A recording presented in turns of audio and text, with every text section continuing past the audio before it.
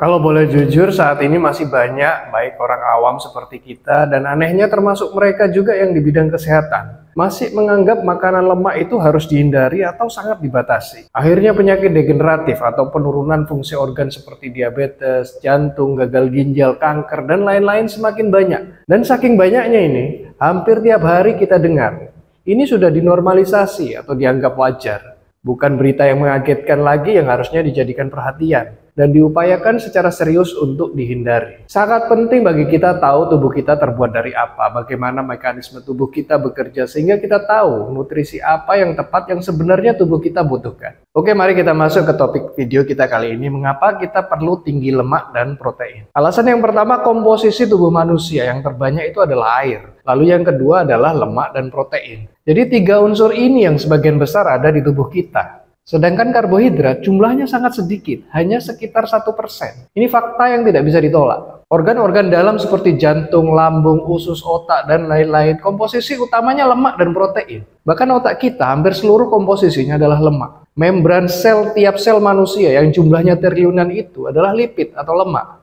Seluruh hormon kita terbuat dari lipid. Enzim di manusia yang jumlahnya lebih dari 1000 jenis itu protein. Otot atau muscle kita adalah protein. Pelindung sel saraf adalah lipid atau lemak.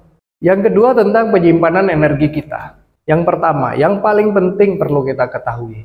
Tubuh kita ini sangat pintar. Diciptakan dengan sempurna. Bukan hanya sempurna malah, ini keajaiban. Diciptakan oleh Dia yang maha segalanya. Maha sempurna, maha pintar, dan maha pengasih. Tubuh kita ini dapat menggunakan energi melalui lemak, protein, dan karbohidrat. Protein adalah cadangan energi terakhir yang akan digunakan oleh tubuh karena protein disimpan dalam bentuk muscle atau otot. Dan tubuh perlu otot ini untuk aktivitasnya, bergerak, bekerja, dan sebagainya. Sehingga tubuh tidak mau membakar cadangan energi ini di awal. Tersisa lemak dan karbohidrat. Tubuh kita didesain untuk menggunakan lemak sebagai energi utamanya. Ini perlu digarisbawahi. Sekaligus secara fakta membantah mitos yang mengatakan karbohidrat adalah sumber energi utama manusia. Mengapa? Saya jelaskan berikut ini. Karbohidrat disimpan di tubuh kita sebagai energi dalam bentuk glikogen. Dan faktanya, tubuh hanya bisa menyimpan glikogen ini dalam jumlah yang sangat sedikit. Hanya sekitar 1500 kalori. Itu kurang dari 1 hari dari total kebutuhan energi manusia. Jika tubuh kita memang diciptakan untuk mengandalkan energi utama dari glikogen, maka spesies manusia sudah punah sejak awal diciptakan, karena umurnya kurang dari 1 hari,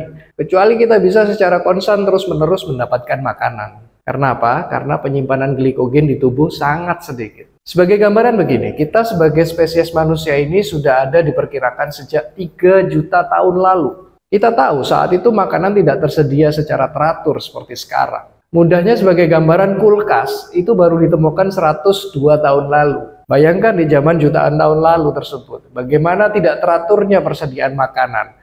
Manusia terancam oleh binatang buas atau dari manusia lainnya, terancam oleh iklim, belum hidup berkelompok, bernegara dengan aturan-aturan dan sebagainya seperti sekarang ini. Saya dan Anda tidak akan ada saat ini. Manusia sudah punah sejak dahulu jika memang manusia mengandalkan glikogen, spesifiknya glukosa, sebagai sumber energi. Tubuh memilih fat atau lemak sebagai energi utamanya. Sebagai contoh, orang yang berat badannya 100 kilo dengan 40%-nya adalah body fat, maka itu sekitar 280.000 kalori. Itu sekitar 6 bulan bertahan hidup tanpa makanan, hanya minum air. Sehingga ini menjelaskan mengapa sebagian besar komponen di tubuh kita selain air adalah lemak. Karena penyimpanan energinya dalam bentuk lemak atau fat. Komponen ketiga terbanyak yaitu protein, di mana protein di tubuh tersimpan dalam otot atau muscle. Mengapa tubuh didesain memilih fat sebagai sumber energinya? Fat atau lemak adalah energi yang jauh lebih efektif daripada glukosa. 1 gram glikogen yang terikat dengan 3 gram air, karena memang sifat dari glikogen ini adalah menyerap, itu menghasilkan 4 kalori.